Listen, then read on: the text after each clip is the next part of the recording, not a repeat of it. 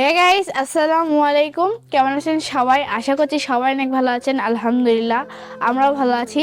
তো এই যে হচ্ছে আমাদের শখের বাড়ি। আপনারা অনেকেই কমেন্ট করে জানতে চাইছিলেন যে আমাদের বাড়িটা এখন কি অবস্থায় আছে, আর বাড়িটার কাজ কতদূর কি হয়েছে, আর এখনও কি আমরা বাড়ির কাজটা শুরু করছি আবারও।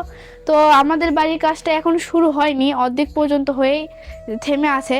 আর জানি না কবে আবার এই বাড়ির কাজটা শুরু করতে পারবো আবার। আসলে ভাগ্যটাই খারাপ, তাকদিরে যা আছে তাই হয়েছিল। এখন আল্লাহ চাইলে নিজে সবকিছু ঠিক করে দিতে পারেন। তো কথায় আছে মানুষের নজর খুব খারাপ, আর সেই নজরটাই হয়তো আমাদের এই বাড়িটার উপর পড়ছে।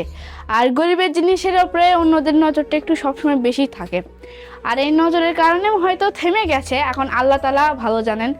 তো আপনারা দোয়া করবেন যেন আল্লাহর রহমতে আমাদের সব কিছু আবার আগের মতো ঠিক হয়ে যায়, আর আমরা যেন এই বাড়ির কাজটা আবারও শুরু করতে পারি। আর দেখছেন বাড়ির তো ছাদ পর্যন্ত হয়ে কমপ্লিট, চারপাশে কোনো দেওয়াল নাই, এখনও গাঁথনি প্লাস্টার অনেক কাজ বাকি অনেক।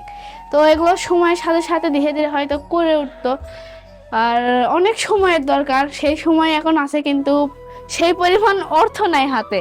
তো এইরকম অবস্থায় আছে। আর এটা হচ্ছে আমার রুম, এই সাইডে আমি অনেক পছন্দ করে, আর আব্বা আম্মু আমাকে এই রুমটা দিয়েছে। তো আল্লাহ রহম করুক যেন খুব তাড়াতাড়ি এই বাড়িটার কাজ আবার শুরু করতে পারি, কারণ এটা আমাদের অনেক অনেক অনেক স্বপ্নের আর শখের একটা বাড়ি।